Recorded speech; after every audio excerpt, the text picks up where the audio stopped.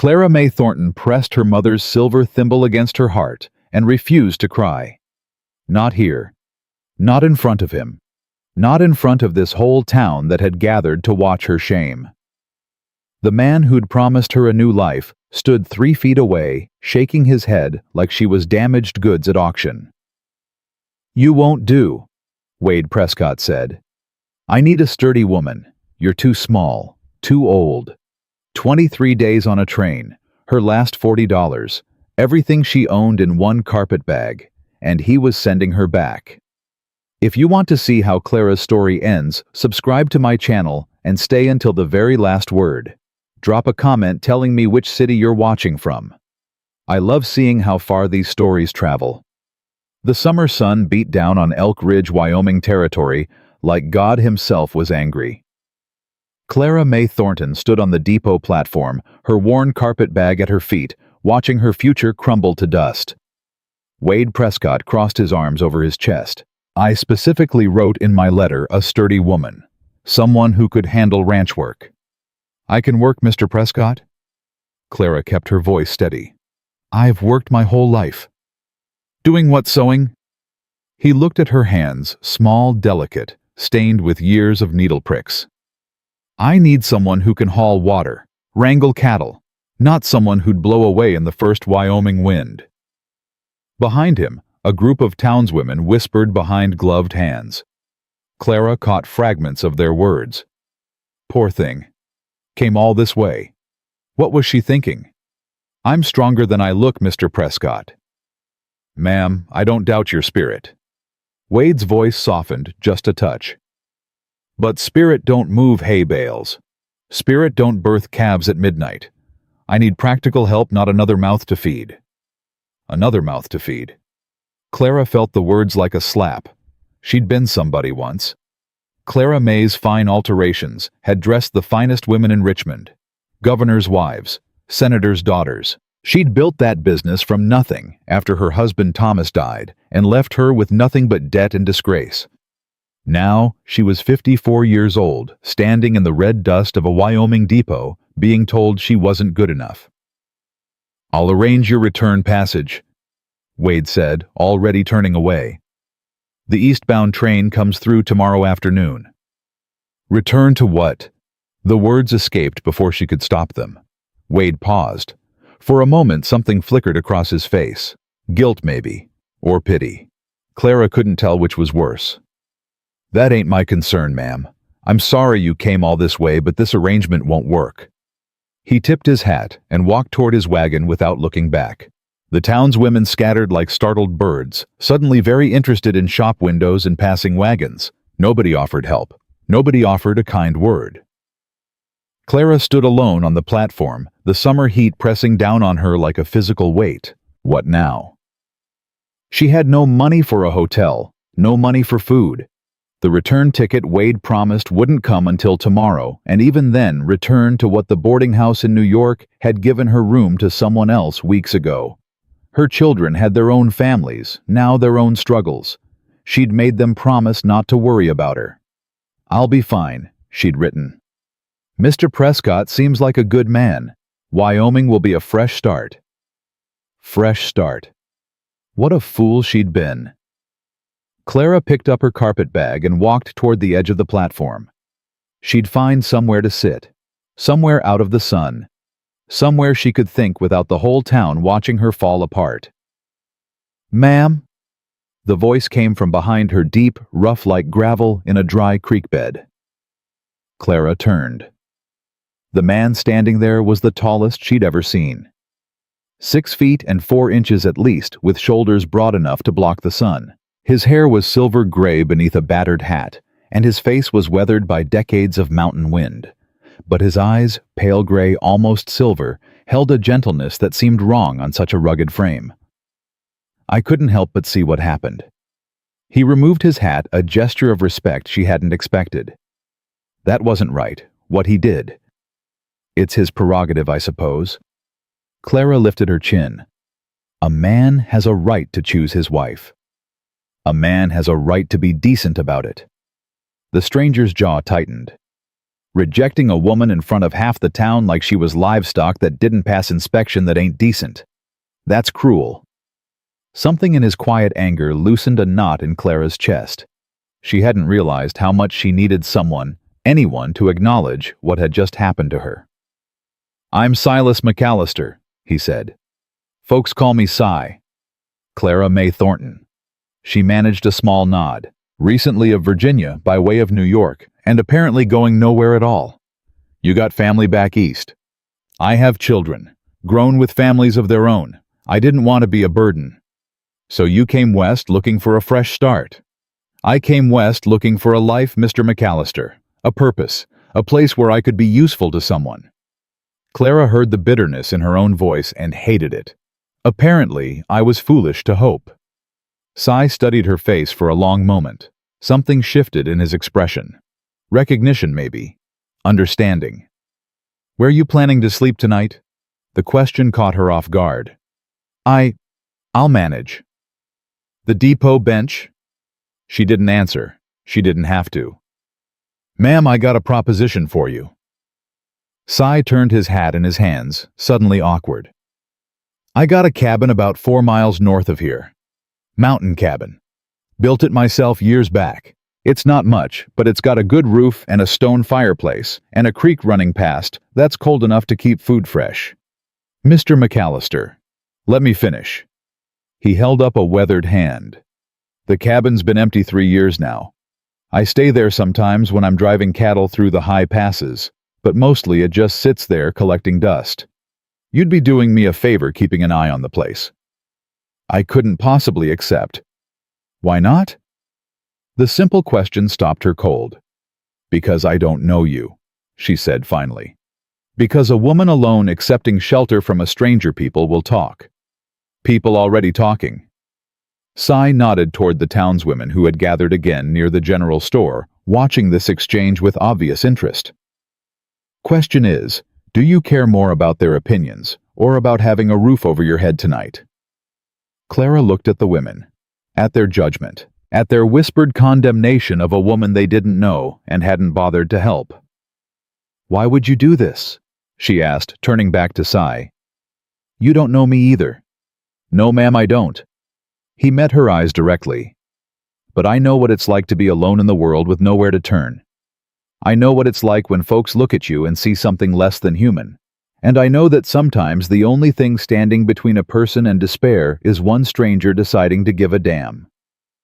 The profanity surprised her, but so did the pain she glimpsed behind his careful words.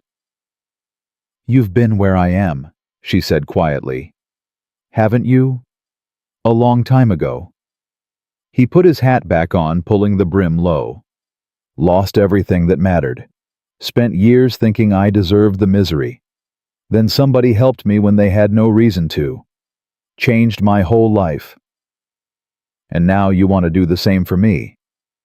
I want to offer you a choice, ma'am. You can stay here and sleep on that bench and let those women talk themselves hoarse about your misfortune. Or you can come with me to a place where nobody's going to judge you or pity you or treat you like damaged goods." Clara looked at the depot bench, then at the carpet bag at her feet, everything she owned in the world. "I have a question first," she said. "Ask it." "The cabin. Does it have a window with decent light?" Cy blinked clearly, not expecting that. "Got 2 windows. Face east. Morning sun comes right through." "Good." Clara picked up her carpet bag. "A seamstress needs good light for her work." Something that might have been a smile flickered across Cy's weathered face. "You got thread in that bag. Thread needles, buttons, scissors. My mother's thimble." Clara straightened her shoulders. Mr. Prescott wanted a woman who could work. "Well, I can work, Mr. McAllister. I can work harder than he ever imagined. The difference is, I don't need him or anyone else to tell me what I'm worth." Cy nodded slowly. "No, ma'am. I reckon you don't." He led her away from the depot past the watching women toward a wagon waiting at the edge of town. Clara kept her head high. Let them watch. Let them whisper. She'd been judged her whole life by her father, by her husband, by the creditors who'd picked over Thomas's estate like vultures. She was done caring what anyone thought. The wagon was simple but well maintained. Cy helped her up with a gentleness that surprised her given his size. "It's a bit of a ride," he said, climbing up beside her. "Trail gets rough once we start climbing." "I'm not afraid of rough trails, Mr. McAllister." "Didn't figure you were." They rode in silence for a while. The town fell away behind them, replaced by open prairie that stretched toward distant mountains. Clara felt something loosen in her chest, the tension she'd been carrying since she stepped off that train. "Can I ask you something?" Cy said after a while. "Of course." 23 days on a train all the way from New York. Why'd you really come out here? And don't tell me it was about fresh starts. A woman don't give up everything for a fresh start. There's always something more. Clara watched the prairie grass ripple in the summer wind. The question deserved an honest answer. "My husband died 2 years ago," she said. "Thomas? We were married 29 years. I thought I knew him better than I knew myself." She paused. "Turns out, I didn't know him at all." "What do you mean?" "He had debts. Gambling debts. Debts to men who don't forgive or forget." Clara's voice stayed steady, but her hands tightened on her carpet bag. "After the funeral, they came for everything. The house, the business, every penny I'd saved. They said Thomas had promised them his wife's earnings if he couldn't pay." Cy's expression darkened. "That legal?" "Legal enough in Virginia, apparently. A wife's property belongs to her husband. His debts become her debts." The old anger stirred in Clara's chest. "I spent 2 years working off what he owed. 2 years living in a boarding house sewing until my fingers bled, barely eating, so I could pay men I'd never met for sins I didn't commit. And when you finally paid it off, I had nothing left. No money, no reputation, no future." Clara met his eyes. "So when I saw Wade Prescott's advertisement in the matrimonial paper, 'Widower seeks capable woman for partnership and companionship,' I thought, maybe this was my chance. Maybe I could build something new, something that was actually mine. Instead, he took one look at you and decided you weren't good enough." "Yes." Clara's voice didn't waver. "But you know what, Mr. McAllister. He's not the first man to underestimate me. My father said I was too stubborn to make a good wife. My husband said I was too ambitious for a woman. The creditors said I'd never pay off his debts." She lifted her chin. "I proved them all wrong, and I'll prove Wade Prescott wrong too." Cy was quiet for a long moment. When he spoke, his voice was rough with something that might have been admiration. "I believe you will, Mrs. Thornton. Call me Clara." "Clara." He nodded. "And you can call me Cy. Everybody does." The wagon climbed higher as the afternoon wore on. The prairie gave way to foothills, and the foothills gave way to pine forests that smelled of summer and possibility. Clara breathed in deep, filling her lungs with air that tasted nothing like the coal smoke and desperation of New York. "There's something you should know," Cy said as they rounded a bend in the trail. "About me. About why I'm helping you." "You don't owe me explanations, Cy." "Maybe not, but I don't want you thinking I'm some kind of saint." He guided the horses around a rocky patch. "I had a family once. Wife named Margaret. Son named Daniel. Lost them both in a blizzard winter of '65. Been alone ever since." "I'm sorry." "Don't be. It was a long time ago." But his voice said it wasn't long ago at all. "Not really. Some griefs never age." "Point is, I know what loneliness does to a person. I know how it hollows you out, makes you think you ain't worth saving. When I saw you standing on that platform watching your whole future fall apart, I recognized that look in your eyes." "What look?" "The look of someone deciding whether to keep fighting or give up." Clara didn't answer. She couldn't. Because he was right. Standing there in the red dust, watching Wade Prescott walk away, she'd felt something dangerous creeping into her heart. despair. The kind that whispers there's no point in trying anymore. I ain't gonna pretend I know what's best for you, Sai continued. I ain't gonna tell you everything's gonna be fine. But I will tell you this. Giving up is permanent. As long as you're still breathing, still fighting, there's always a chance things might change. Is that what you tell yourself? After everything you lost. Every single day. He looked at her then, and his silver eyes held 20 years of grief and determination. Every single day I choose to keep going. Not because it's easy. Because the alternative is letting Margaret and Daniel's deaths mean nothing. And I can't accept that. I won't.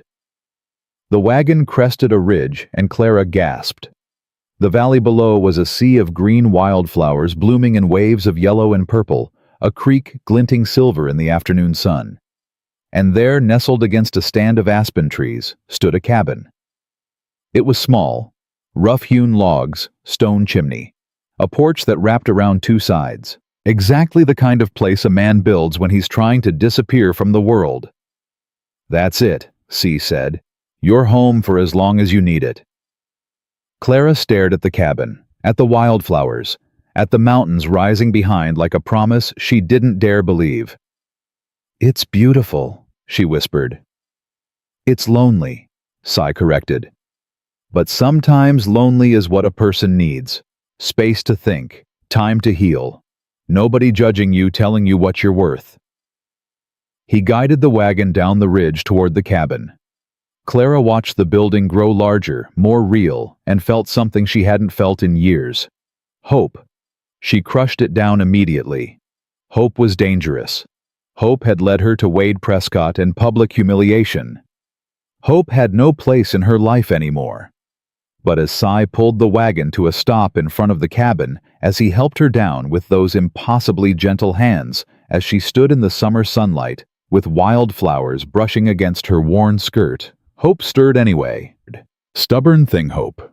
Refused to die. Just like her. The cabin door creaked open, and Clara stepped inside. Dust motes danced in the afternoon light streaming through those east-facing windows Sai had mentioned. The space was exactly what she'd expected. Rough, simple, abandoned, and exactly what she needed. Ain't been cleaned in a while, Sai said from the doorway. I can come back tomorrow with supplies, bedding, food, whatever you need. You've done enough, Sai. Clara set her carpet bag on the wooden table. I can manage from here. I don't doubt it. He lingered at the threshold hat in his hands. But managing and thriving ain't the same thing. Let me help. Clara turned to face him. This man, this stranger, had shown her more kindness in 2 hours than Wade Prescott had shown in 6 months of letters. Why? She asked again. The real reason. Sai was quiet for a long moment. You remind me of her. Your wife. Margaret had that same fire in her eyes, same stubborn set to her jaw. A ghost of a smile crossed his weathered face. She'd have liked you, I think. Would have called you a kindred spirit. Clara didn't know what to say to that, so she said nothing. I'll be back tomorrow morning, Sai continued. There's a well out back, water's clean. Some canned goods in the cellar that should still be good, and if you need anything before then. He pointed toward a bell hanging by the fireplace. Ring that. Sound carries far up here. I'll hear it. Where will you be? My place is about 2 miles east, just over that ridge. He put his hat back on. You're not alone out here, Clara. Remember that. Then he was gone, and Clara was standing in a stranger's cabin in the Wyoming mountains, wondering how her life had come to this. She didn't cry. She hadn't cried when Thomas died. Hadn't cried when the creditors took everything. Hadn't cried when Wade Prescott looked at her like she was worth less than the dust on his boots. She wouldn't start now. Instead, she opened her carpet bag and got to work. The next morning came with birdsong and golden light. Clara had spent the night on a bare mattress, using her spare dress as a blanket, but she'd slept better than she had in months. Something about the mountain air. The silence. The absence of judgment. She was sweeping the porch when hoofbeats announced Sai's return. But he wasn't alone. Riding beside him was a boy. 12, maybe 13, with sun-darkened skin and black hair that fell past his shoulders. His eyes were dark and wary, watching Clara like she might be a threat. "Clara, this is Matthew," Cy said, dismounting. "Goes by Matty. He helps me around the ranch." "Ma'am?" The boy touched his hat brim, but didn't smile. "Matty lives with me," Cy continued. "Has for about 4 years now. Found him half-starved on the trail when he was 8. Been with me ever since." Clara looked at the boy more carefully. Half Native American, she guessed, based on his features. In this territory, that would make his life harder than most. "It's nice to meet you, Matty." She kept her voice gentle. "Are you hungry? I was just about to figure out breakfast." The boy's wariness cracked slightly. "You can cook." "I can try. Though I warn you, I'm better with a needle than a skillet." "That's all right." Matty dismounted with the easy grace of someone born to horseback. "Cy can't cook neither. We mostly eat things from cans."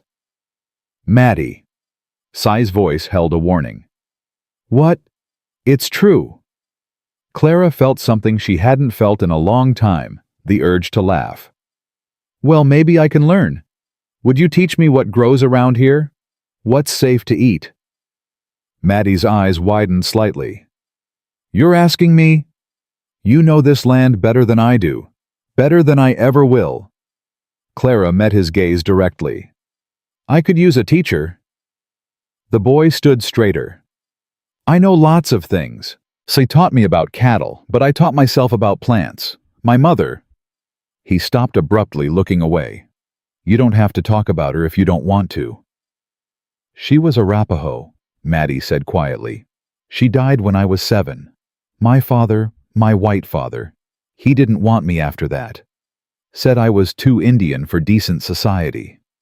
The words hit Clara like a physical blow. Too small, too old, too Indian. Different words, same cruelty. "Your father was a fool," she said firmly. "And so was Wade Prescott. And so is anyone who looks at another human being and sees only what they're lacking instead of what they have to offer." Matty stared at her. Cy stared at her too, something shifting in his expression. "You mean that?" the boy said. "I've spent 54 years being told I'm not enough, Matty. Too stubborn, too ambitious, too small, too old." Clara lifted her chin.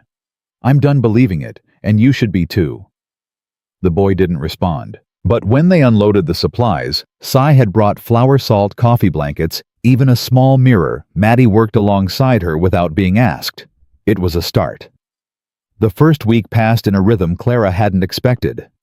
Cy came by every morning with fresh supplies or small repairs that needed doing. Matty came too, teaching her which berries were safe and which streams had fish. In return, Clara mended their clothes shirts with torn seams, trousers with frayed hems, the small accumulated damage of bachelor life.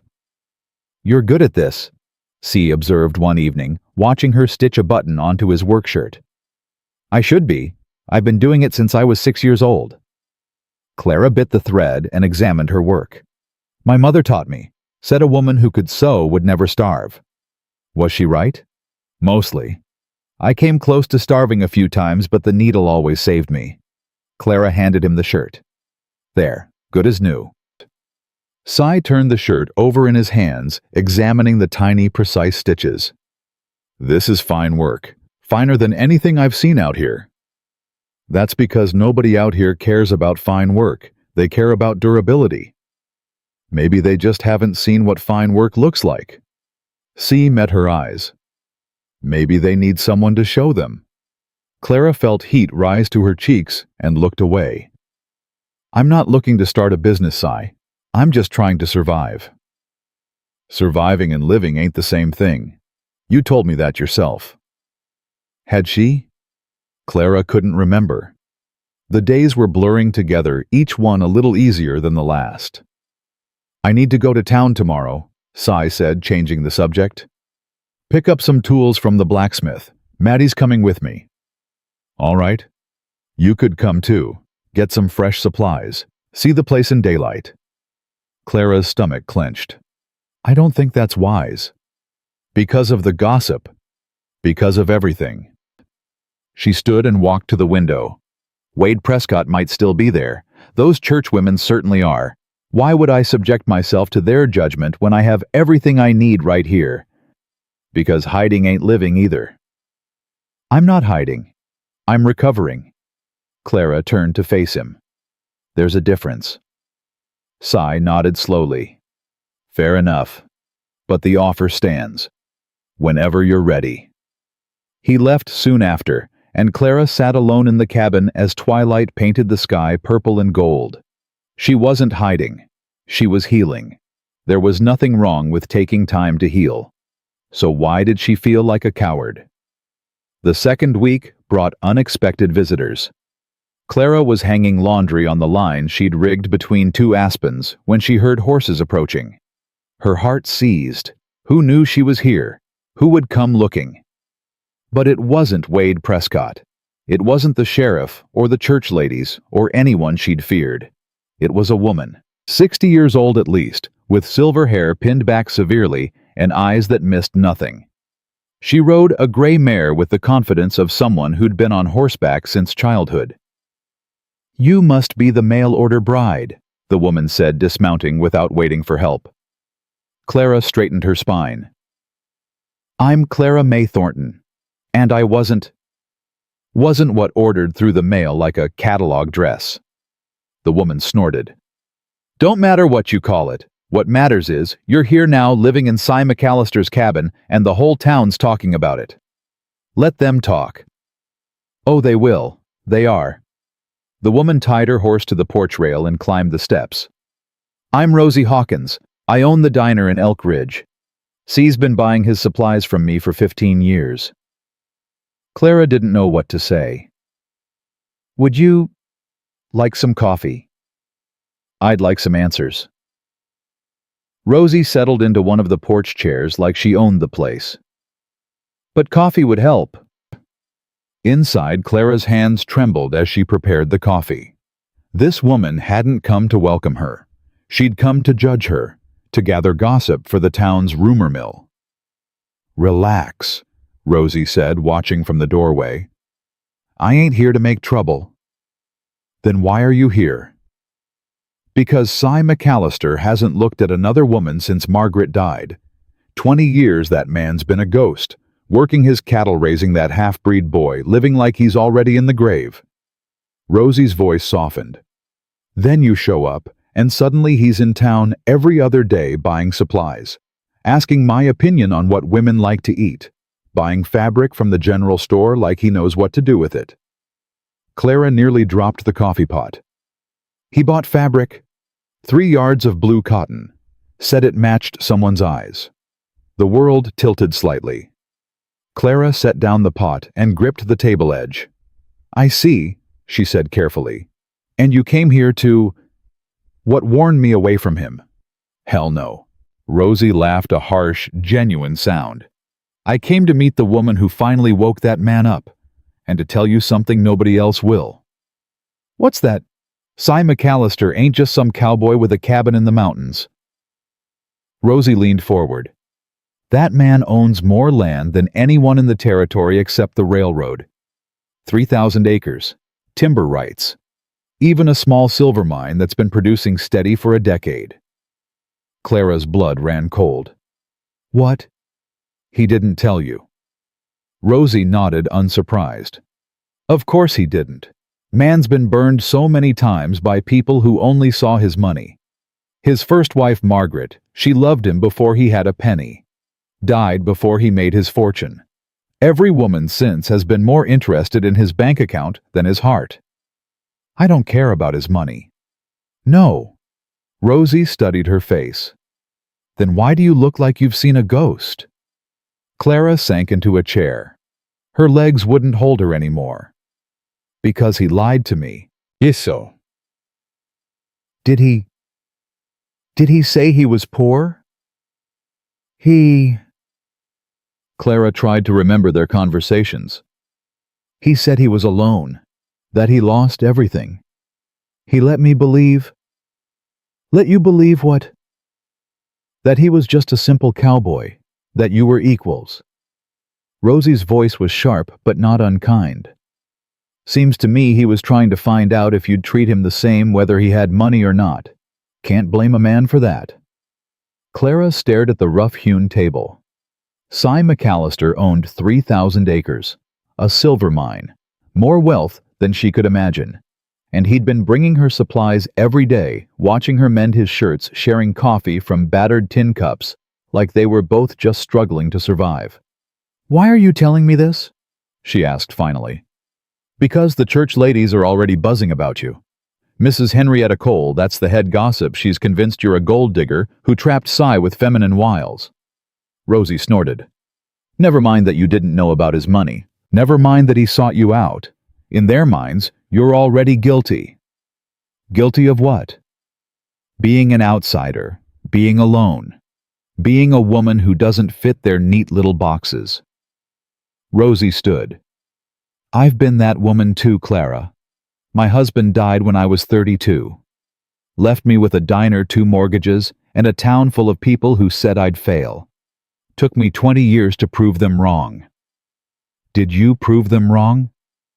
"I'm still here, ain't I?" Rosie moved toward the door. "Listen, Cy McAllister is a good man, the best man I know. If he chose to help you, he had his reasons. If he kept some things to himself, he had reasons for that too. Question is, do you trust him enough to hear what those reasons are?" Clara didn't answer. She couldn't. After Rosie left, Clara sat on the porch and waited for Cy to come. The afternoon stretched long and golden. Hummingbirds darted between wildflowers. Somewhere in the distance, cattle lowed. She'd been living a lie. Not the kind Thomas had told, debts and gambling and betrayal, but a lie nonetheless. C had let her believe they were equals when he could buy and sell everyone in the territory. Why the hoofbeats came at dusk. Cy alone this time, riding that big bay mare with Maddie nowhere in sight. Clara stood as he dismounted. Her heart pounded in her throat. "You're upset," Cy said, seeing her face. "What happened?" Rosie Hawkins came by. His expression shifted, wary, resigned, almost afraid. "What did she tell you?" "The truth." Clara's voice was steady, but her hands shook. 3,000 acres. A silver mine. You're one of the richest men in the territory." Cy didn't deny it. He took off his hat and ran a hand through his silver hair. "I was going to tell you. When after I'd fallen for the lonely cowboy act." "It wasn't an act." His voice dropped low. "Clara, everything I told you was true. I am lonely. I did lose everything that mattered. The land, the money that came later. That came from years of having nothing else to live for. I worked because working was better than thinking. I invested because having money seemed pointless when I had nobody to share it with." "So you just forgot to mention it?"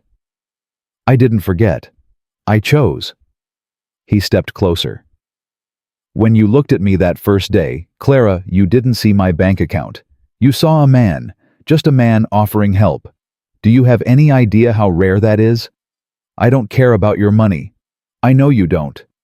C's voice rose for the first time. "That's exactly why I didn't tell you." They stood there, both breathing hard, the truth hanging between them like a living thing. "Every woman I've met in the last 20 years has seen me as an opportunity," C said quietly. "A widow with property, a bachelor with means. They smiled at my jokes that weren't funny.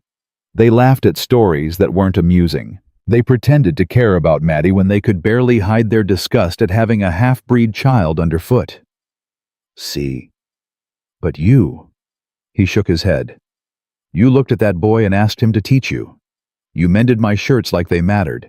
You told me about your husband's debts, your shame, your struggle, like I was someone worth trusting." Clara felt tears pressing at her eyes. She forced them back. "I trusted the man I thought you were. I am that man." Cy closed the distance between them. "Clara, the money doesn't change anything. I'm still the person who saw you standing alone on that platform and couldn't walk away. I'm still the person who—" He stopped abruptly. "Who what? Who hasn't felt this alive in 20 years? Clara's breath caught. The air between them charged with something dangerous, something neither of them had asked for. "Don't," she whispered. "Don't what? Don't make me feel things I'm not ready to feel." Her voice cracked. "I came here to start over. I came here to be alone. Not to what?" Clara couldn't answer, because the truth was she didn't know anymore. She didn't know what she wanted, what she needed, what she was capable of feeling after so many years of numbness. "I should go," Sai said finally. He stepped back, putting distance between them. "Give you time to think." "Sai." "Rosie was right to tell you. You deserve to know." He turned toward his horse. "But Clara, everything else I've said, everything I've done, that wasn't about money. That was about something I thought I'd never feel again." He mounted his horse and rode away without looking back. Clara stood on the porch as darkness fell, her heart racing, her mind spinning, wondering how everything had become so complicated. She'd come to Wyoming for a fresh start. She'd found a stranger's kindness, a boy who needed her, and now this feelings she couldn't name and didn't want to examine. And somewhere in town, the gossips were already spinning their stories. That night, Clara couldn't sleep. She lay on the mattress Sai had brought wrapped in blankets Sai had provided, thinking about a man who'd lied to protect himself from women who only saw dollar signs. Was she any different? She'd accepted his help without question. She'd let him provide for her shelter, her care for her. And now that she knew the truth about his wealth, what had changed? Nothing, she realized. Nothing had changed. Because she'd never been after his money. She'd been after his kindness, and that scared her more than the money ever could. When dawn came, Clara made a decision. She dressed carefully in her blue calico, the one that matched her eyes, and walked out to the bell hanging by the fireplace. She rang it 3 times. The sound echoed across the valley, up the ridges, through the morning air. Within the hour, hoofbeats announced Sai's return. He rode up fast, worry etched across his face. "Clara, what's wrong?" She stood on the porch, chin high, shoulders back. "Nothing's wrong. I rang because I need to talk to you." Sai dismounted slowly. "About last night. About everything." Clara gripped the porch rail to steady herself. "You asked me once why I really came west. I told you about Thomas, about the debts, about losing everything. But I didn't tell you the whole truth." "You don't have to." "Yes, I do." She met his eyes. "I came west because I was tired of being invisible. Tired of being someone's wife, someone's debtor, someone's charity case. I wanted to be seen for who I actually am. Not what I could provide. Not what I'd lost. Just me." Sai climbed the porch steps and stopped an arm's length away. "I see you, Clara." "I know you do." Her voice trembled. "That's what terrifies me. Because the last man who claimed to see me was keeping secrets that destroyed my life. And now, you've been keeping secrets too." "My secrets were meant to protect—" "I know why you kept them. I understand." Clara took a breath.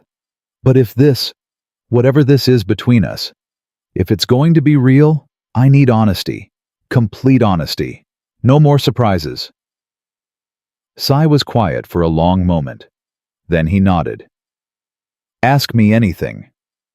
"Are there other secrets? Anything else you haven't told me?" "1." His jaw tightened. "Maddie's father, the white man who abandoned him, he's the territorial judge. Emery Jack. He's been trying to take the boy back for 2 years. Not because he wants him. Because having an Indian son is bad for his political career, and having an Indian son raised by someone else is worse." Clara's stomach dropped. "The judge wants wants to send him to a boarding school back east. One of those places that beats the Indian out of children." Sai's voice was hard. "I've been fighting him in court, spending more money than I care to count. So far I've won, but Jack keeps finding new angles." "Why didn't you tell me this before?" "Because I didn't want to scare you away." Sai's expression was raw, vulnerable.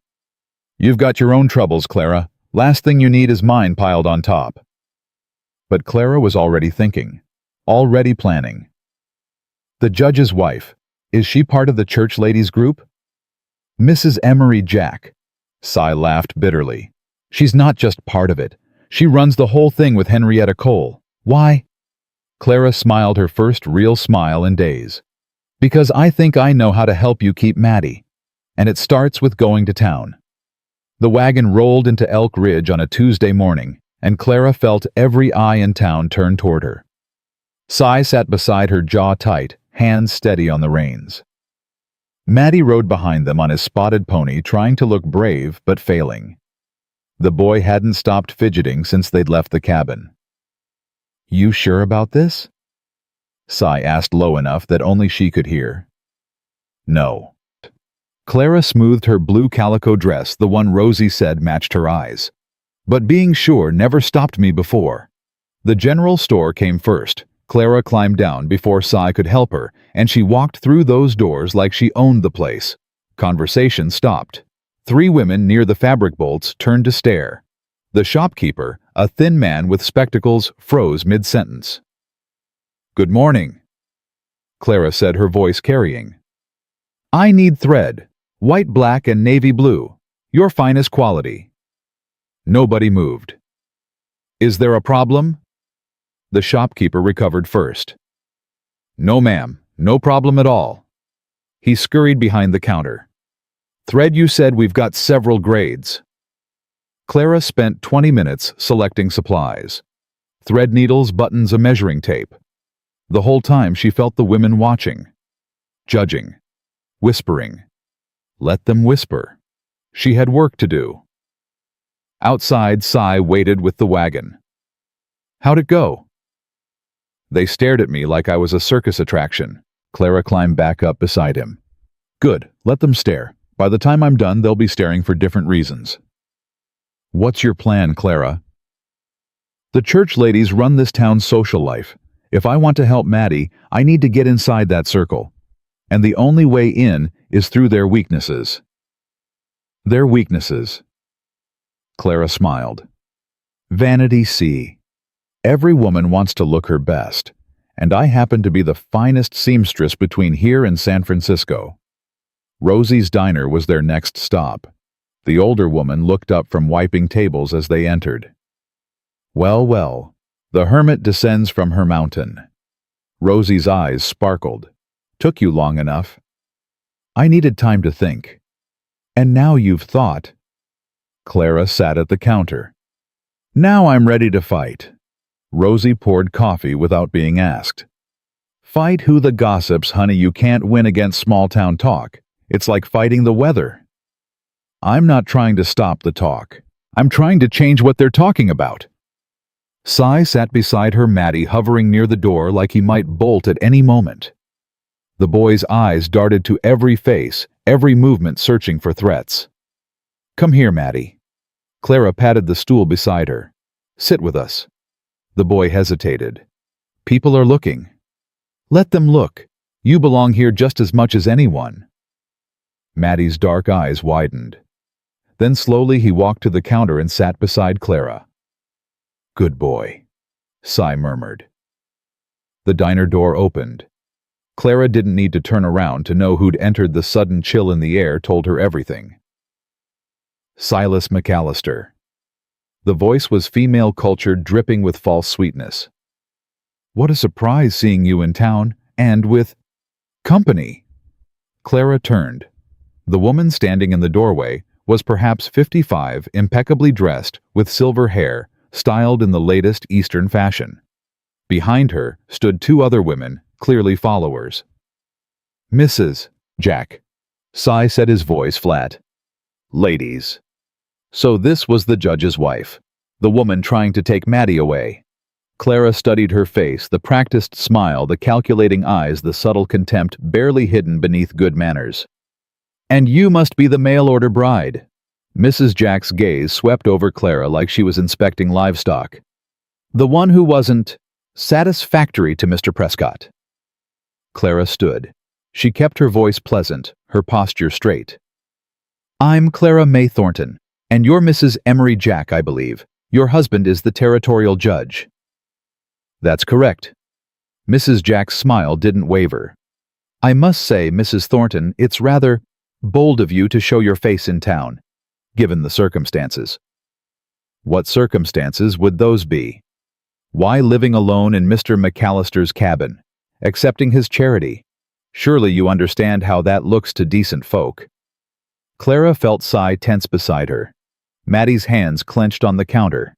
But she kept her own expression serene. It looks like kindness, Mrs. Jack. Something this town seems to be in short supply of. The air crackled with tension. Mrs. Jack's smile flickered. I'm only concerned for your reputation, dear. A woman alone with no family, no connections. You're quite vulnerable. People talk. Let them. Clara took a step closer. I've survived worse than talk. I've survived debt disgrace and a husband who left me with nothing but shame. A few whispers from women with too much time and too little purpose. That's nothing. One of the women behind Mrs. Jack gasped. Mrs. Jack herself went pale.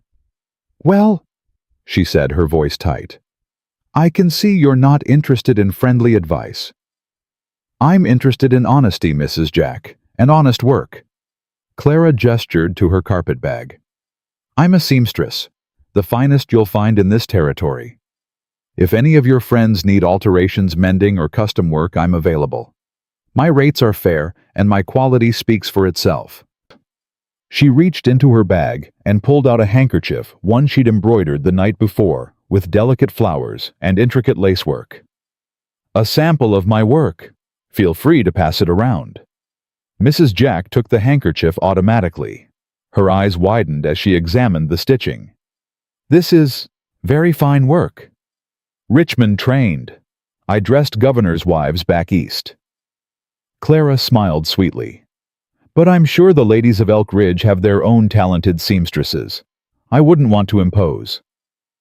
She turned back to the counter, effectively dismissing one of the most powerful women in town. The silence stretched. Then Mrs. Jack made a small sound, something between outrage and reluctant admiration, and swept out of the diner with her followers. Rosie let out a low whistle.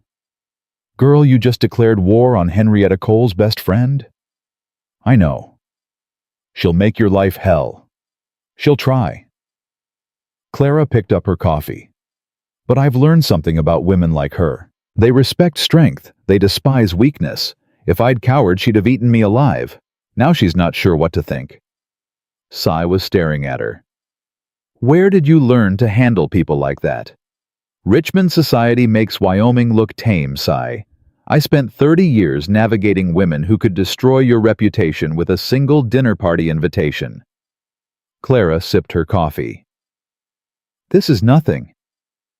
Maddie, who'd been silent throughout the exchange, suddenly spoke up. She wants to take me away.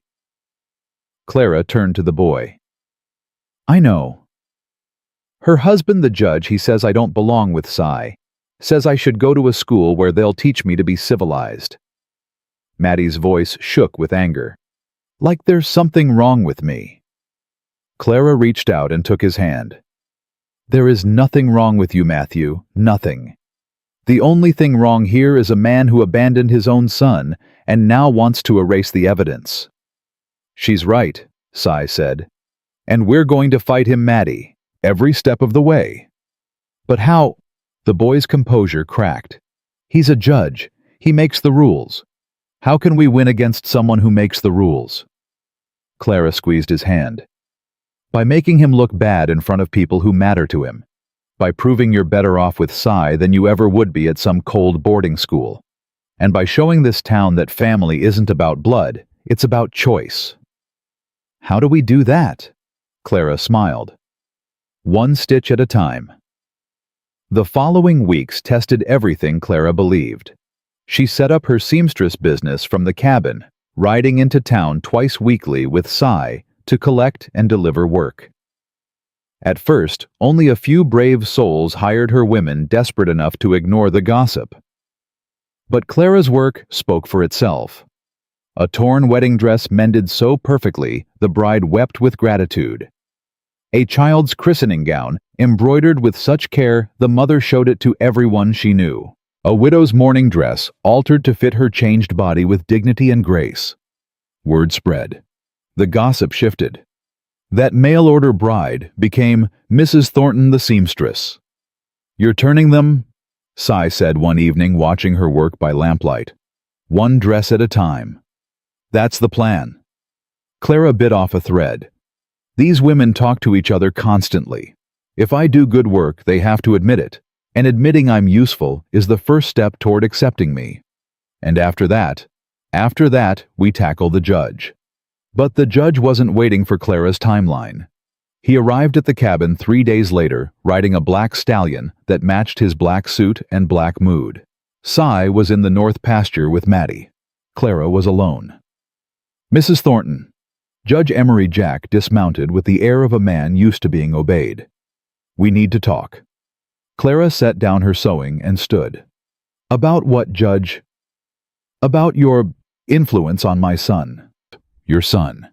You mean the boy you abandoned when he was 8? The child you refused to acknowledge until Cy McAllister gave him a home?" The judge's face reddened. "That boy carries my blood, my name. He belongs with his own kind." "His own kind? And what kind would that be, Judge? The kind that throws away children because they're inconvenient, the kind that values reputation over love." "You don't understand." "I understand perfectly." Clara's voice hardened. "You didn't want Maddie when he needed you. Now that Cy has raised him, educated him, turned him into a fine young man, suddenly you want him back. Not because you love him. Because having an Indian son raised by another man makes you look weak." Judge Jack stepped closer. Clara held her ground. "Be careful, Mrs. Thornton. You're new here. You don't understand how things work. I understand that you're a coward who abandoned his own child. I am a judge. I can make your life very difficult." "You can try." Clara met his eyes without flinching. "But I faced down creditors' scandals and a husband who lied to me for 30 years. You don't scare me, Judge. You don't scare me at all." For a moment something flickered in his eyes, surprise maybe, or grudging respect. "This isn't over," he said finally. "No, it isn't." Clara smiled coldly. "But next time you want to intimidate someone, choose a weaker target. I've buried better men than you." The judge mounted his horse and rode away. Clara's hands didn't start shaking until he was out of sight. When Cy returned that evening, she told him everything. "He came here alone." Cy's face went dark.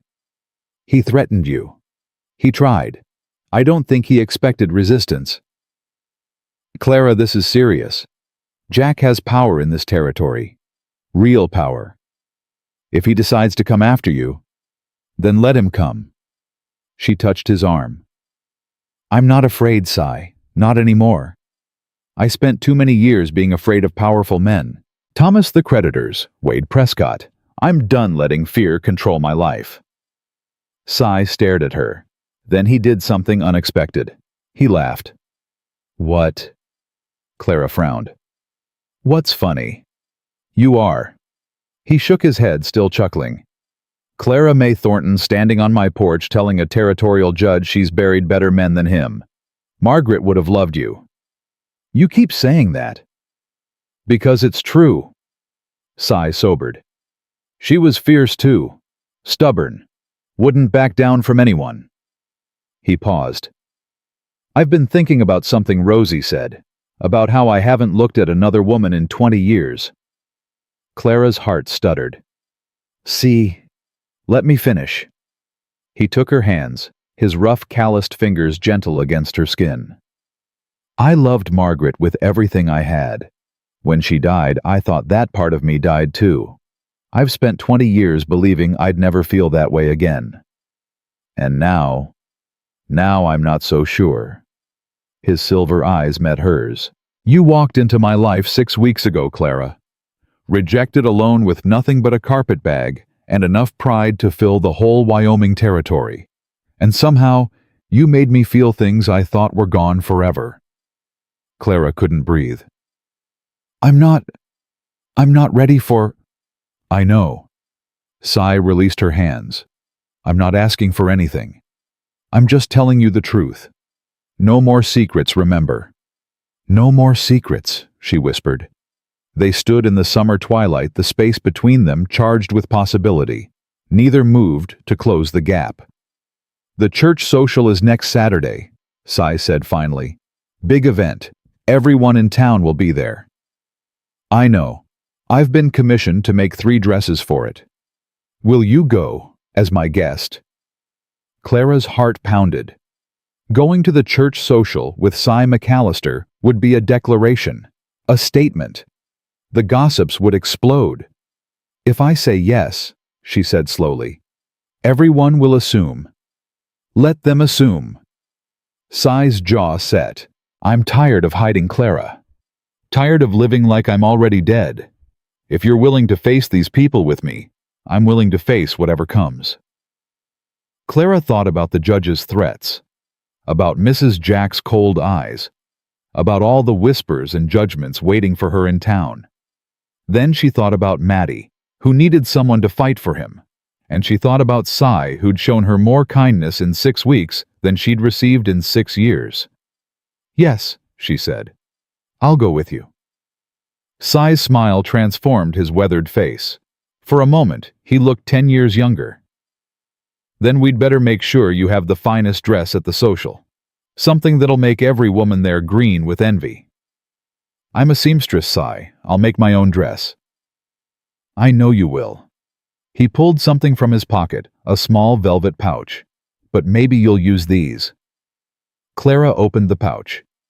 Inside lay a string of pearls, luminous in the fading light. They were Margaret's, C said quietly. Her mother gave them to her on our wedding day. I've kept them all these years waiting for... He stopped. Waiting for what? For someone worthy of wearing them. Clara stared at the pearls, at this man who kept giving her pieces of himself, expecting nothing in return. I can't accept these. You can. Cy closed her fingers around the pouch. Margaret would want them worn, not locked in a box, and I want to see them on you. At the social, when we show this whole town that Clara May Thornton belongs here. The tears came then, the ones she'd been fighting since Wade Prescott rejected her. They spilled down her cheeks, hot and unstoppable.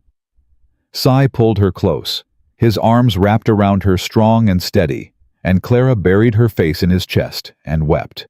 For everything she'd lost, for everything she'd found, for this second chance she still couldn't quite believe in.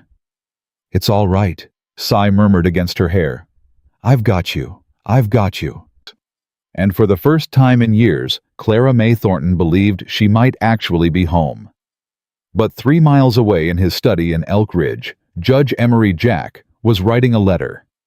A letter that would change everything. The letter arrived 3 days before the church social. Clara was pressing the blue silk dress she'd made for herself when Cy rode up fast, his face gray as storm clouds. He dismounted before the horse fully stopped. We have a problem. Clara set down the iron. What happened? The judge filed a petition with the territorial court. Claims I'm an unfit guardian for Maddie. Says I'm harboring a woman of questionable morals and exposing the boy to immoral influences. Clara's blood ran cold. Questionable morals. He means you. Cy's hands shook as he pulled a folded paper from his pocket. He's claiming our arrangement. Proves I'm not fit to raise a child. Says the court should remove Maddie immediately and place him in a proper Christian boarding school. That's insane. We haven't done anything wrong. Doesn't matter what we've done. Matters what people believe. Cy slammed his fist against the porch rail. I should have seen this coming. Jack's been waiting for ammunition. I handed it to him by bringing you here. Don't! Clara grabbed his arm. Don't you dare blame yourself, or me. This isn't about morality. This is about a coward trying to control a child he never wanted. The hearing's set for Monday, 2 days after the social. Then we use the social. Cy stared at her. What? The judge needs public opinion on his side. He needs people to believe you're unfit, that I'm immoral, that Maddie belongs in some school where they'll beat the Indian out of him. Clara's mind raced. But if we change the story, if we give people a different narrative, We can undercut everything he's trying to do." How? Clara took a deep breath. This was the moment. The choice she'd been avoiding since Sai gave her those pearls. "We get married." C went still. Completely, utterly still. "Clara, think about it. If we're married, there's nothing immoral about our arrangement. I become your wife Maddie's mother figure. A respectable family unit instead of a scandalous situation." She forced herself to keep talking, even as her heart hammered. "The judge loses his main argument. The court has no grounds to remove Maddie. You'd marry me to save Maddie. I'd marry you because—" Clara stopped. Because she loved him. The words were right there waiting to be spoken, but fear held them back. Because it's the right thing to do. Sai's expression shifted. Something closed behind his eyes. "No." Clara blinked. "What?" "I said no." He stepped back. "I won't let you sacrifice yourself for Maddie. Marriage is forever, Clara. I won't trap you in a loveless arrangement just to win a court case." "Who said anything about loveless?" The words escaped before she could stop them. Sai froze. "What did you say?" Clara's cheeks burned. "I said, Sai, I'm not offering to marry you as a sacrifice. I'm offering because—" She pressed her hands to her face. "God, I'm terrible at this." "At what?" "At saying how I feel." She lowered her hands and met his eyes. "I've been married once, to a man who lied to me every day for 30 years. I swore I'd never trust another person that way, never make myself that vulnerable again. Clara. But then you came along." Her voice cracked. "You and your quiet kindness and your honest eyes, and the way you look at me like I'm worth something. And I tried so hard not to feel anything, Sai. I tried so hard to stay safe. Did it work?" "No." The tears came again. "It didn't work at all. I fell in love with you anyway." Sai closed the distance between them in 2 strides. His hands cupped her face rough and gentle all at once. "Say it again." "I love you." The words came easier now. "I love you, Silas McAllister, not because of your land or your money or what you can give me. I love you because you saw me when I was invisible. Because you believed in me when I couldn't believe in myself. Because somehow in the middle of nowhere, Wyoming, I found the home I've been searching for my whole life." Sai kissed her. It wasn't gentle, wasn't careful. 20 years of loneliness poured out of him, and Clara met it with her own desperation. They clung to each other on that porch like survivors of a shipwreck holding on, because letting go meant drowning. When they finally broke apart, both breathing hard, Sai rested his forehead against hers. "I love you too," he said. "I've loved you since the day you stood on that depot platform and refused to cry. I just didn't know I was still capable of feeling it." "Then marry me." "Not like this." He pulled back slightly. "Not because of the judge or the court or any of that. When I marry you, Clara May Thornton, it's going to be because you want to spend your life with me, not because you're trying to save my son. It can be both. It should be one." Sai reached into his pocket. "I was going to wait, give you more time, but since you're determined to rush things—" He pulled out a small velvet box. Inside lay a ring, gold worn smooth with age, set with a tiny diamond that caught the light. "This was Margaret's wedding ring. I've carried it for 20 years. His voice roughened. "I always thought I'd be buried with it. But then I met you and I realized. Margaret wouldn't want me to die alone. She'd want me to live, really live. And I can't think of anyone she'd rather have wear her ring than you." Clara stared at the ring, at this man who kept offering her pieces of his heart. "Yes," she whispered. "Yes. Yes, I'll marry you. Not just to save Maddie, though that's part of it. I'll marry you because I love you. Because I want to wake up next to you every morning. Because the thought of going back to that empty life I had before makes me want to scream."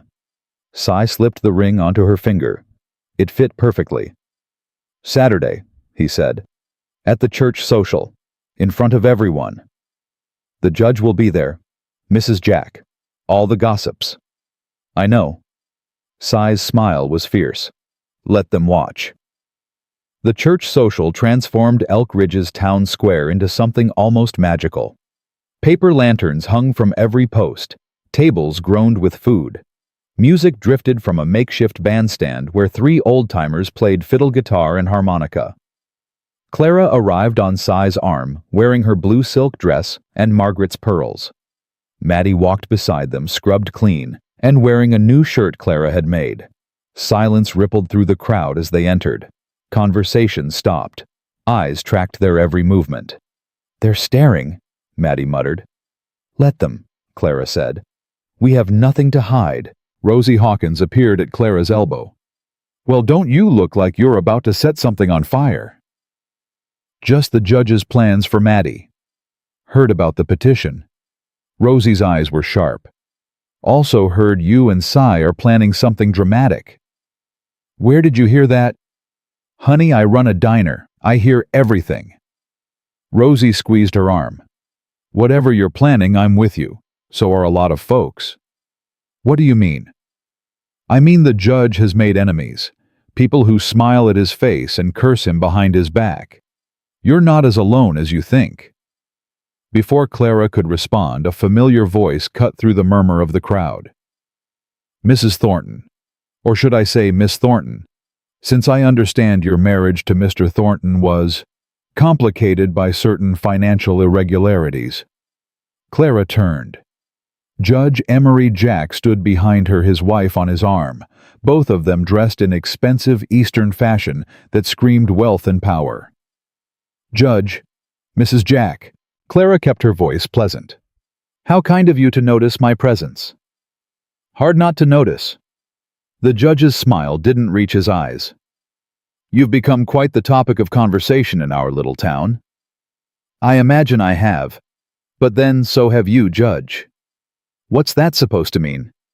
Only that people talk. About all sorts of things. Clara met his gaze directly. About fathers who abandon their children. About courts that serve power instead of justice. About men who threaten women in their own homes. The judge's face reddened. Be very careful, Mrs. Thornton. I'm always careful, Judge, but I'm also not afraid. And that seems to bother you. Cy stepped closer, his hand settling on Clara's waist.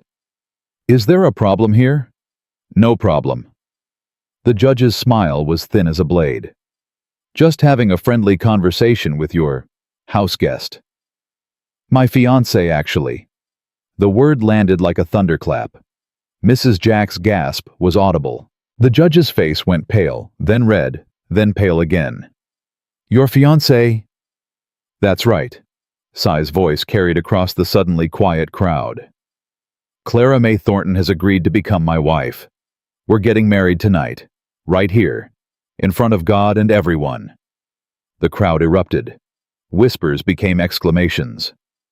Mrs. Jack clutched her husband's arm. The judge looked like he'd swallowed something poisonous. This is unexpected, Mrs. Jack managed. Love usually is. Clara smiled sweetly. I hope you'll offer your congratulations. Before Mrs. Jack could respond, another voice joined the conversation. A voice Clara had hoped never to hear again. Well, the mail-order bride found herself a better offer. Clara's blood turned to ice. Wade Prescott stood at the edge of the crowd, hat in hand, watching the scene with an expression Clara couldn't quite read. He looked different than she remembered. Tired. Older. Mr. Prescott. Clara's voice stayed steady through sheer force of will. I didn't expect to see you here. I've been doing some thinking since you left Mrs. Thornton. Wade stepped closer. Some reconsidering. Reconsidering what? My decision. He turned his hat in his hands. I was wrong to reject you the way I did. Wrong to judge you by your size instead of your character. I'd like a second chance. The crowd went utterly silent. Clara felt Cy's hand tighten on her waist. A second chance, she repeated slowly. I've heard what you've accomplished these past weeks. The seamstress business. The way you've handled the gossips. The courage you've shown. Wade met her eyes. That's the kind of woman I need, Mrs. Thornton. Not just someone who can haul hay bales. Someone with spine. You had your chance, Prescott. Cy's voice was dangerous. You threw it away. I'm not talking to you, McAllister. I'm talking to the lady. Clara felt the weight of every eye in the crowd. The judge was watching with renewed interest. Mrs. Jack's lips curved in a predatory smile. Even Rosie looked uncertain. Mr. Prescott? Clara stepped away from Cy, facing Wade directly. 6 weeks ago, you looked at me and saw someone who wasn't good enough, too small, too old, too weak. I was wrong. Let me finish. Clara's voice hardened. You rejected me in front of half the town. You left me standing on that platform with nowhere to go and nothing to my name. You treated me like livestock that didn't pass inspection. I know, and I'm sorry. I'm not finished. Clara took another step toward him. In the 6 weeks since then, I've built a business from nothing. I've earned the respect of women who dismissed me at first sight. I've found a family with people who actually see my worth. She paused. And I've fallen in love with a man who never made me feel like I had to prove myself. Wade's expression crumbled. Clara, my answer is no, Mr. Prescott. Not because you're a bad man, I don't think you are.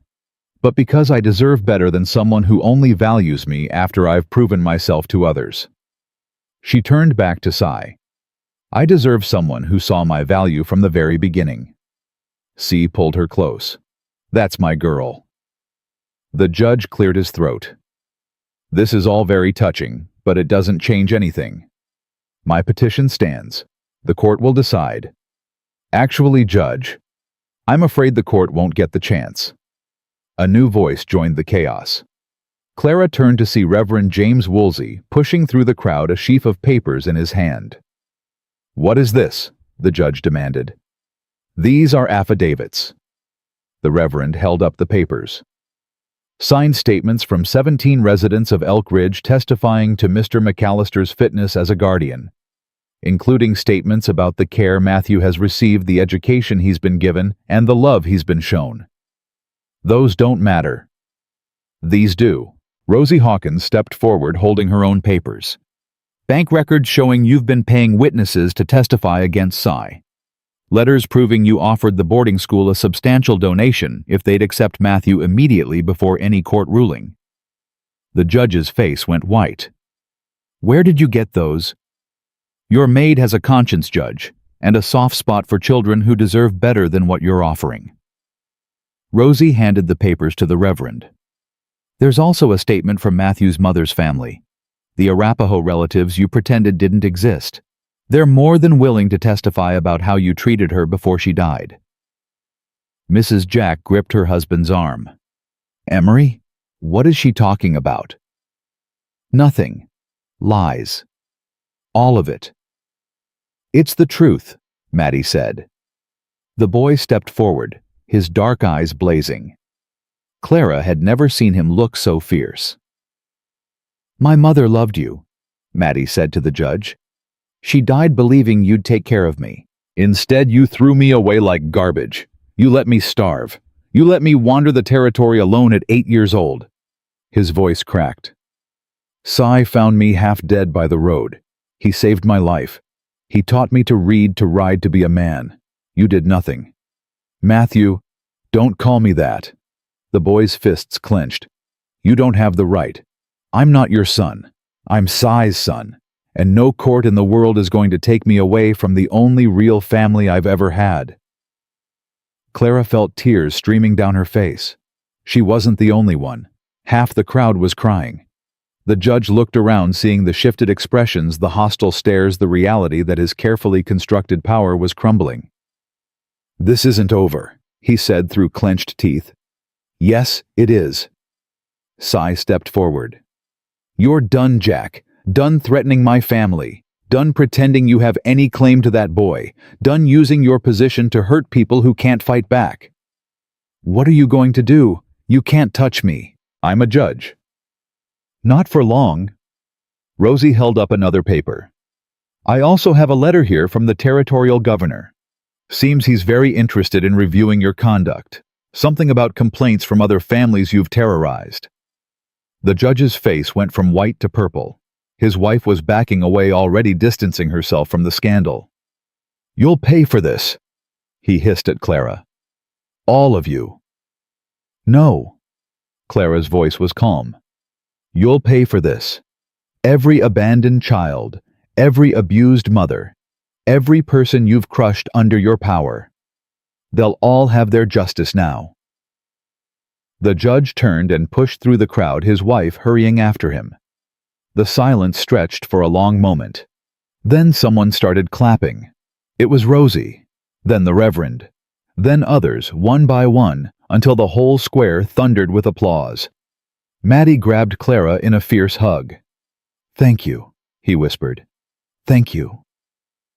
Clara hugged him back, crying and laughing at the same time. You did that yourself, Maddie. You stood up for yourself.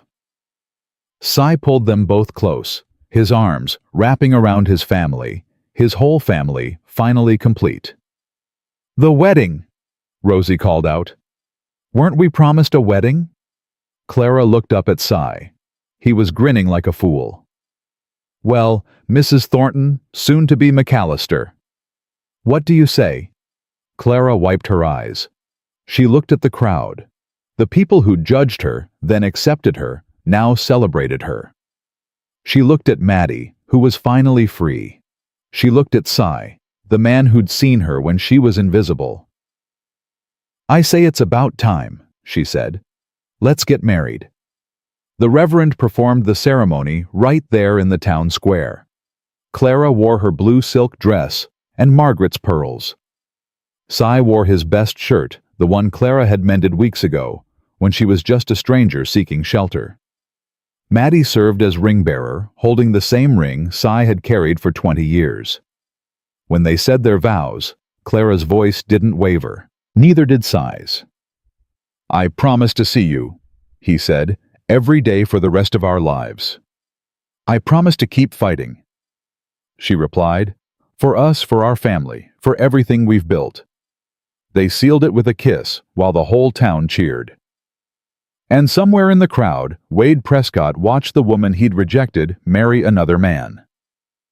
He stayed until the end of the ceremony, then quietly slipped away into the gathering darkness. He would never know what might have been. But Clara May McAllister knew exactly what was. Home. The first morning as Mrs. Clara May McAllister began with the smell of coffee and the sound of Maddie arguing with the chickens. They won't listen to me, the boy complained when Clara stepped onto the porch. Cy says I need to be firm, but they just scatter every time I try to collect eggs. Clara laughed. Chickens don't respond to firm, they respond to patience. I don't have patience. Then you'd better learn some. She ruffled his hair. Come inside, breakfast is ready. Cy was already at the table watching her with that look she still wasn't used to. The look of a man who couldn't quite believe his luck. Morning, wife. Morning, husband. Clara set down a plate of biscuits. Stop staring at me like that. Like what? Like I might disappear. Cy reached out and caught her hand. Can you blame me? 8 weeks ago you were a stranger on a train platform. Now you're sitting at my table wearing my ring, calling me husband. He brought her hand to his lips. Sometimes I think I dreamed the whole thing. If this is a dream, Clara said softly, I don't want to wake up. Maddie made a gagging sound. You two are disgusting. Get used to it. C said, not taking his eyes off Clara. We've got about 40 years of catching up to do. The weeks following the wedding brought changes Clara hadn't expected.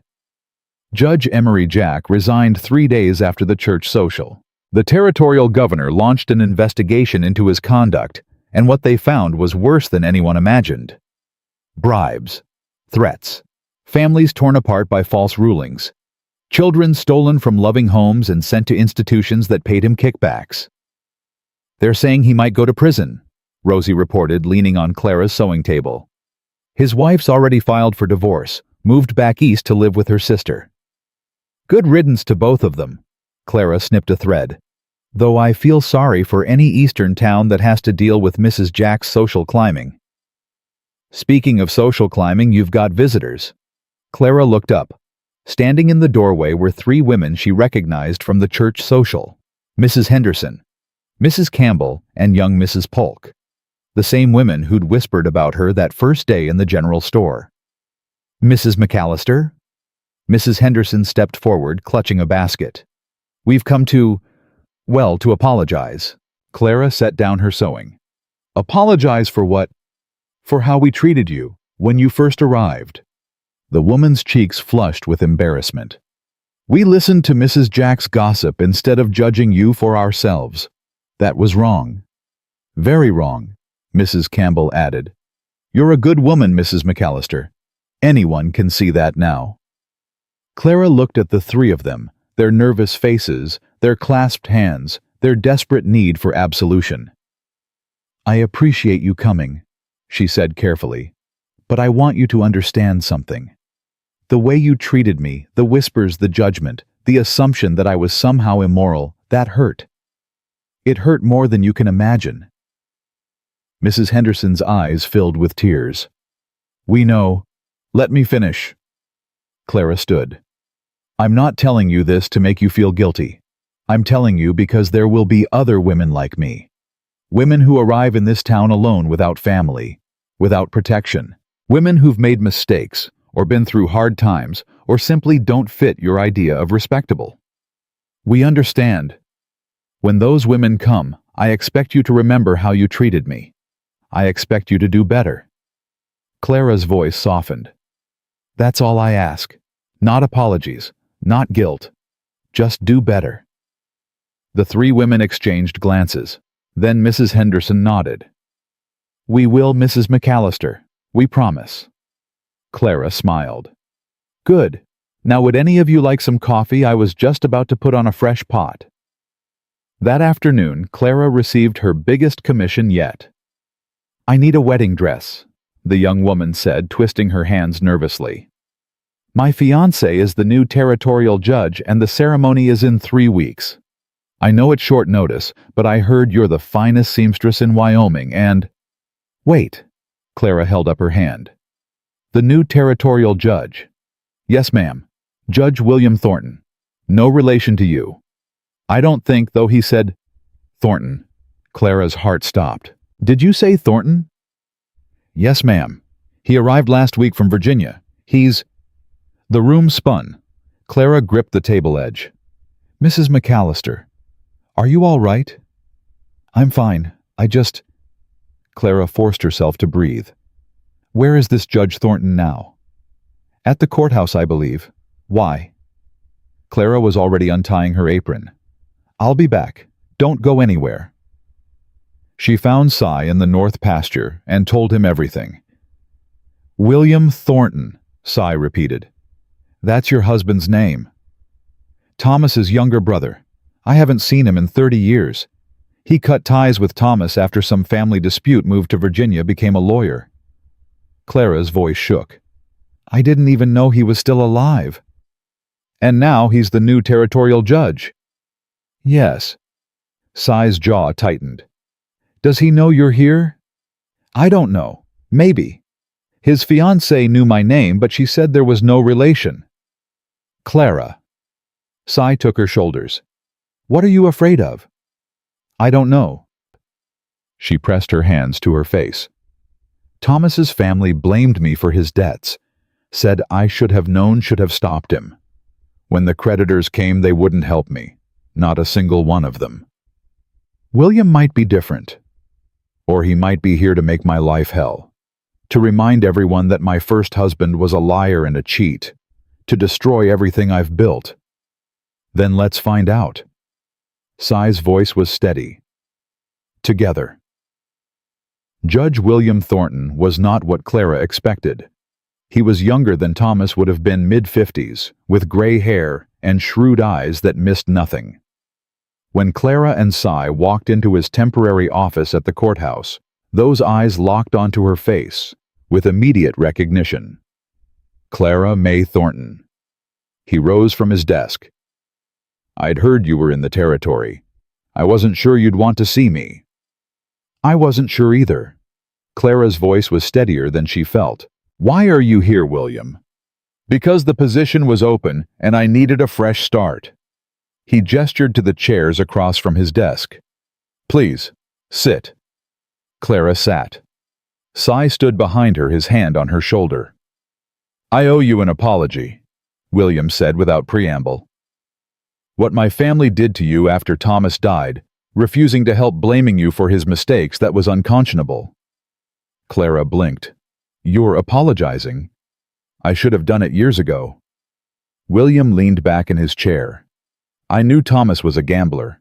I knew he had debts. I tried to warn him, tried to help him, but he wouldn't listen. When he died, I was living in Charleston. By the time I heard what happened to you, it was too late. Too late for what? To help. His voice roughened. You'd already paid off his debts, already lost everything, already disappeared to New York. He shook his head. I tried to find you, hired investigators, but you'd vanished. Clara stared at him. You tried to find me. You were the only decent thing that ever happened to my brother, the only person who genuinely loved him despite his flaws. William met her eyes. I wanted to help you. I wanted to tell you that not all the Thorntons were selfish bastards. Cy's hand tightened on Clara's shoulder. Seems like you're telling her now. Better late than never, I hope. William turned to Cy. You must be Silas McAllister. I've heard about you. Good things mostly. Some very impressive things since my predecessor left in disgrace. Your predecessor tried to steal my son. I know. I've reviewed the case files. What Emery Jack did was criminal. William's expression hardened. I've already signed an order making your guardianship of Matthew permanent. No one will ever challenge it again. Clara's breath caught. You did that. It was the right thing to do. William smiled slightly. I'm told doing the right thing is part of my job description. Outside the courthouse, Clara couldn't stop shaking. He apologized, she said. He actually apologized. Seemed genuine to me. Cy pulled her close. How do you feel? I don't know. For so long I've carried this anger at Thomas, at his family, at everyone who abandoned me when I needed help. Clara pressed her face into his chest. And now his brother shows up, says he tried to find me, signs papers protecting Maddie. I don't know what to feel. Feel whatever you need to feel. There's no wrong answer. Clara pulled back and looked at him. This man who'd given her everything, who'd taught her to trust again, who'd made her believe in second chances. I feel grateful, she said finally. Grateful that I ended up here. Grateful that I found you. Grateful that all those terrible things that happened led me to this moment. Even Wade Prescott. Especially Wade Prescott. Clara laughed. If he hadn't rejected me, I never would have met you. I never would have found Maddie. I never would have become the person I am now. Cy kissed her forehead. Then I guess I owe him a thank you. Don't push it. 6 months later, Clara May McAllister stood on the porch of her home, their home, the one Cy had been building since the day she arrived, and watched the sunset paint the Wyoming sky in shades of gold and crimson. The house was nothing like the line shack where their story began. It was 3 times the size, with real glass windows and a wraparound porch, and a sewing room with light streaming in from every direction. Cy had built it with his own hands, refusing to hire workers, insisting that every board and nail should carry his love. You're thinking again. C appeared beside her, 2 cups of coffee in his hands. I can tell by the way you furrow your brow. I'm thinking about how different everything is. Clara accepted the coffee. 6 months ago, I was sleeping on a train station bench, wondering if I'd made the biggest mistake of my life. And now I'm married to the finest man in Wyoming. I'm mother to a boy who makes me proud every single day. I run the most successful seamstress business in the territory. She looked at him. And I'm standing on the porch of a house built by a man who loves me. Damn right. Sai wrapped an arm around her shoulders. Any regrets? Only that I wasted so many years being afraid. Afraid of trusting people. Afraid of letting anyone see the real me. Clara leaned into his warmth. You changed that. You changed yourself. I just gave you a place to do it. The door opened behind them. Maddie stepped out taller than he'd been 6 months ago, starting to look more like the young man he was becoming. Ma, there's a lady here to see you. Says she needs a dress for her daughter's wedding. Ma? Clara's heart still swelled every time he called her that. Tell her I'll be right in. Already did. Also told her you're the best seamstress in the territory and she's lucky you had an opening. Maddie grinned. I'm getting good at this. Too good. Clara reached out and squeezed his hand. You're becoming quite the businessman. Learned from the best. Maddie squeezed back. Both of you. He disappeared inside, and Clara heard him chatting with the customer, his voice confident and warm. The nervous, wary boy she'd met at Rosie's diner was gone. In his place was someone secure in his place, secure in his family, secure in himself. We did that, Clara said softly. We helped him become that. You did that. Sai's voice was rough with emotion. He was already healing when you came, but you finished the job. You showed him what it means to have a mother. And you showed me what it means to have a partner. Clara set down her coffee and turned to face him. A real partner. Someone who sees me as an equal. Someone who values my strength instead of seeing it as a threat. Someone who loves you exactly as you are. Yes. Clara touched his weathered face. Exactly that. The sound of hooves interrupted the moment. A rider was approaching fast dust, kicking up behind him. Sai tensed. Who's that? Clara shielded her eyes against the setting sun. I don't know. The rider pulled up at their gate and dismounted. It was a young man in a fancy suit, completely wrong for Wyoming weather. He walked toward them with obvious discomfort. Are you Mrs. Clara May McAllister, formerly Clara May Thornton? I am. I'm Jonathan Webb, attorney at law representing the estate of Thomas Thornton. He pulled a sealed envelope from his pocket. I've been trying to find you for 2 years, ma'am. You're a very difficult woman to track down. Clara's blood ran cold. What is this about? It's about an inheritance, ma'am. The lawyer smiled. Your late husband's debts have been fully settled. What remains, and there's quite a bit remaining, belongs to you. Clara couldn't move, couldn't breathe. Sai stepped forward. What do you mean fully settled? Mr. Thomas Thornton had a life insurance policy, a substantial one. When he died, it was tied up in legal disputes with the creditors. Those disputes have finally been resolved. The lawyer handed Clara the envelope.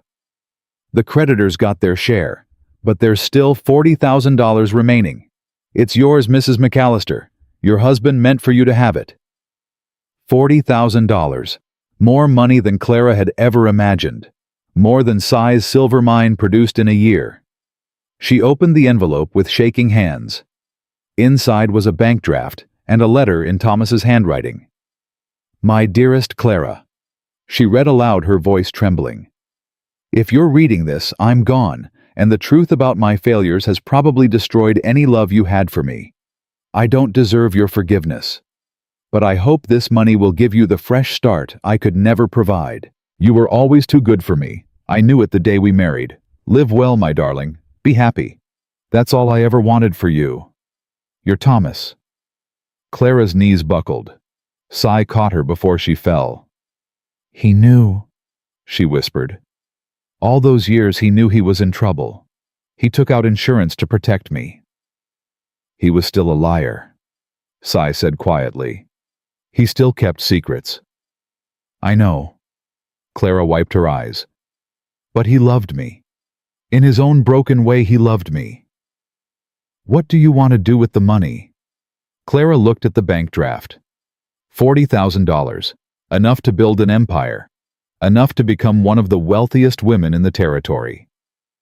"I want to start a school," she said slowly. "For children like Maddie. Children who don't fit anywhere. Children who need a place to belong." She looked at Cy. "What do you think?" Cy's smile transformed his weathered face. "I think Margaret would have loved that idea." "Then let's do it." They stood together on the porch as the sun finally set, the lawyer's horse retreating into the darkness, their future spreading out before them like the endless Wyoming sky. "Are you happy?" Cy asked, pulling her close. "More than I ever thought possible. Even after everything, the rejection, the gossip, the judge, all of it? Because of everything." Clara turned to look at the house behind them, at the light glowing through the windows, at Maddie's silhouette, moving inside at the home they'd built together. "Without the pain, I never would have found the joy." Cy kissed her then, long and deep, a promise sealed between two people who'd found each other against all odds. Inside, Maddie watched them through the window and smiled. He'd never known what family meant before Clara arrived. Now he couldn't imagine life without her. The McAllister homestead grew over the following years. Clara's seamstress business flourished. The school they built educated dozens of children who had nowhere else to go. Maddie grew into a fine young man who eventually became a lawyer himself, determined to protect other children the way he'd been protected. And every morning without fail, Clara and Cy sat on their porch and watched the sun rise over the Wyoming mountains, their coffee growing cold as they talked about everything and nothing. "Do you ever think about Wade Prescott?" Cy asked one morning. "Not anymore." Clara sipped her coffee. "Why?" "Heard he finally got married. Some woman from Denver." "Good for him." Clara meant it. "I hope she makes him happy." "You really have forgiven him?" "I've forgiven everyone." Clara set down her cup and took Cy's hand. "It was easy once I realized that holding on to anger only hurt me. Wade Prescott did me the greatest favor of my life. He set me free to find you." Cy raised her hand to his lips. "Then I guess I owe him after all." "You owe me nothing." Clara smiled. "You already gave me everything." The battered tin cup they'd shared that first night in the line shack still sat on their kitchen table. Clara polished it every week, keeping it bright, keeping the memory alive. Sometimes she traced her fingers over its worn surface and remembered the woman she'd been broken, defeated, convinced her story was over. That woman was gone now. In her place stood Clara May McAllister, wife, mother, businesswoman, community pillar. A woman who'd walked through fire and emerged stronger. A woman who'd learned that the worst moments of her life were just the first steps toward the best ones. She was 55 years old when she arrived in Wyoming. She was 72 when she died peacefully in her sleep. Cy, holding her hand, Maddie reading to her from her favorite book. She'd lived almost 2 decades of the happiest years anyone could ask for, and her legacy, the school, the children she'd helped, the lives she'd touched, continued long after she was gone. Because Clara May McAllister understood something that took most people a lifetime to learn. It's never too late to start over. It's never too late to find love. It's never too late to become the person you were always meant to be. Her headstone stood on a hill overlooking the valley where she'd found her second chance. The inscription was simple, chosen by Cy himself. She was told she was too small. She proved she was exactly enough. And that was the truth of Clara May McAllister's life, a woman who was rejected for being too small, too old, too weak, and who built a legacy that would outlast them all. Because strength isn't measured in size or age or circumstance. Strength is measured in the courage to keep hoping when hope seems foolish. Strength is measured in the willingness to trust when trust has been betrayed. Strength is measured in the ability to love again when love has only brought pain. Clara May McAllister had all of those kinds of strength. And she proved once and for all that the best chapters of our lives often begin when we think our story is already over.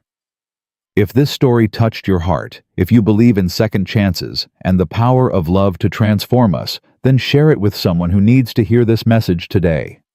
Subscribe to this channel because tomorrow I'll share another story that proves courage, kindness, and hope are never wasted, no matter how old we are or how many times we've fallen. Because every ending is just a new beginning waiting to happen. And your best chapter might be the one you haven't written yet.